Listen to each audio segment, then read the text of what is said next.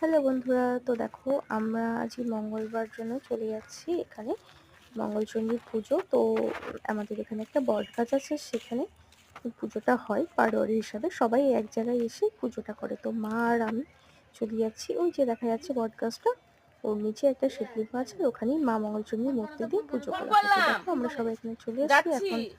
এখানে পুজোর জন্য ঠাকুরমশাই অপেক্ষা করা হচ্ছে, সবকিছু রেডি হয়ে গেছে। এখন ঠাকুরমশাই আসলে পুজো আরম্ভ হবে। তো এই যে ঠাকুরমশাই চলে এসেছে আর পুজো শুরু হয়ে গেছে। তো ভিডিওটি দেখতে থাকো, সঙ্গে থাকো বন্ধুরা। আর ভিডিওটি ভালো লেগে থাকলে আমাকে সাবস্ক্রাইব করে পাশে থেকো। ধন্যবাদ। ওম বিষ্ণু, ওম বিষ্ণু, ওম বিষ্ণু।